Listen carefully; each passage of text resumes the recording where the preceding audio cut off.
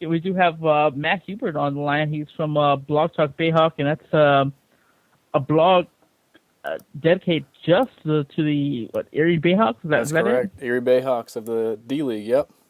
Yeah, and the thing is, we saw recently that Cedric Jackson got called up. We thought who else to bring in, and somebody that actually dedicates his entire time, well, his blogging to Erie, and I'm sure you know this guy quite well. You know, aside from what we know is he's 6'3", 190, went to Cleveland State, so he's a local guy. Or I know he got called up once by the Cavs, 10 days, didn't make it through. And now he's been signed by the Spurs for a 10-day contract. What can you tell us about this guy that maybe our listeners and readers may not know about? Yeah, absolutely. I'm a season ticket holder in addition to being a blogger for the BayHawks. So I've seen pretty much every home game that Jackson has played this year. And, he is a rookie. He came out of Cleveland State last year. People might have remembered him for the three-quarters court shot he hit against Syracuse when he was back at Cleveland State. I remember that. But he's gone above and beyond that this year. I mean, he was called up by the Cavs, as you said, and ended up getting called back for, a second 10-day contract with the Cavs. He was actually there for 20 days. Because of their situation, they have this guy called LeBron James. They kind of covered over that point guard thing pretty nicely, and he really didn't get called on. I think he only played something like 5 or 10 minutes in the time he was there. But from hearing Cedric and what he learned in that time, I mean, just the experience being with Coach Mike Brown, being around guys like LeBron, guys like Shaq, I mean, it was a great learning experience for him. And so I think, the fact that he's getting the second call-up, attests to what he learned. As far as what he brings on the court, I mean, this guy is lightning quick with the ball. One of the best, quickest D-League point guards that I've seen all year. And, I've seen a host of them from all the games I've gone to. But he's also smart with the ball. I think he's top 10 in the league in assist-to-turnover ratio, and I think he's top 3 in just assists straight on. So he's a guy that's capable of dishing off because obviously he's not going to be scoring the way he would in the D-League if he gets a shot, to play with the Spurs. So I think he's capable of fitting in that way. And, his best thing might be his defense. I mean, he's so quick.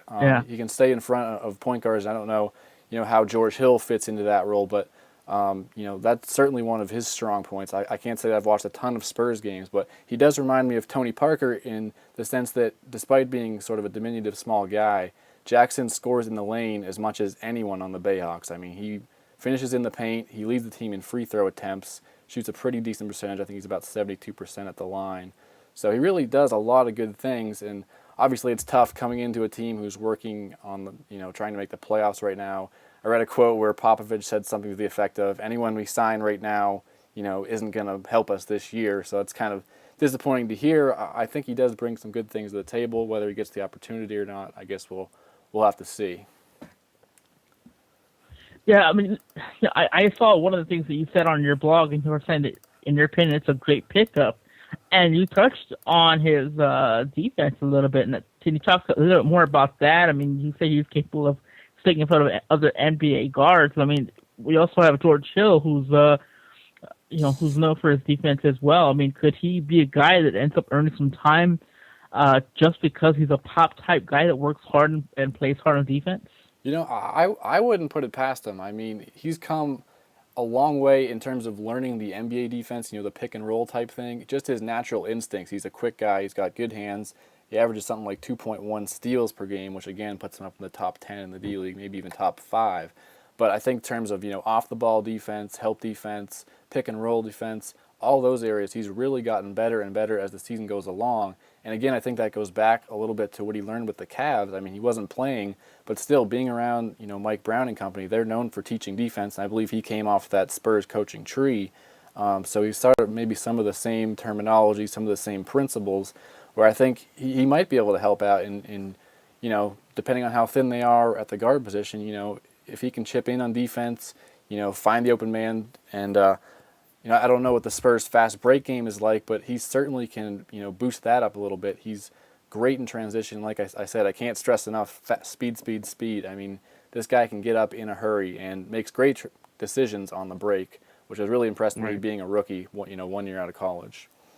All right. Once again, for those who are listening to the show right now, we're deviating from the post-game wrap-up show from the Spurs-Knicks game tonight, and we're talking with Matt Hubert, who is a blogger with Blog Talk BayHawk, and he's giving us the inside scoop on the newest Spur, Cedric Jackson, who was signed by the Spurs recently, and who actually was in uniform tonight against the New York Knicks, who unfortunately did not get playing time. That's obvious, just barely became a Spur. Sure. So again, welcome to Matt Hubert from Blog Talk BayHawk, giving us again the inside scoop on the newest Spur, Cedric Jackson. Let me ask you something. One thing that I was actually surprised on, Matt, is that the Spurs actually did not go to their own backyard, and that being the Austin Toros. Mm-hmm. For quite a while, Spurs fans were thinking that Dwayne Jones was going to get called up. We saw Alonzo Gee get signed by the Washington Wizards.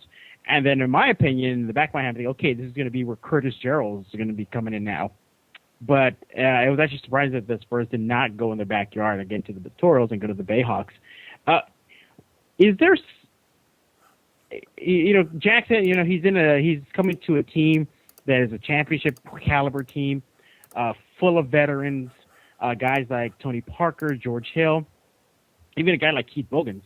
He's definitely going to learn a lot from these seasoned vets. However, realistically speaking, do you think he'll stick? That's a tough call. The D League, I think Jackson was the 22nd call up this year. So it's something that happens more often than the casual NBA fan might be aware of. And whether it sticks or not really just sort of depends on the situation. If you look at a team like the Golden State Warriors, they probably use the D League more effectively and more often than anyone. I mean, they've had guys Anthony Morrow, exactly. And the list goes on and on. They had Kobe Carl there. And that's also, right? Yes. So, I mean, it really depends on the situation. I kind of was a little surprised, too, that the Spurs didn't go with the Toros, considering that they're one of the few NBA franchises who has a direct ownership with their D-League team. So I thought maybe they would go that route. But again, these guys are scouted by all the D-League teams. There's 16 of them. So it's not always that they go to the team that they are associated with. And in the one game that the BayHawks did play the Austin Toros, they got a good look at Cedric Jackson, and I'm going to read the stat line off for you.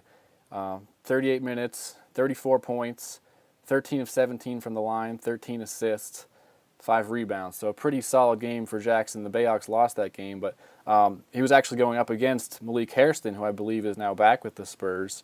And Hairston had 31 points in the game for the Toros. So they were kind of going back and forth, each leading their respective squads, and now they're teammates. But back to your point of whether he sticks or not, I really think it depends. The Spurs might be in a situation where, they give him a 10-day tryout, and, maybe they see someone else in the D-League and they want to give him a 10-day tryout after Jackson's contract is done.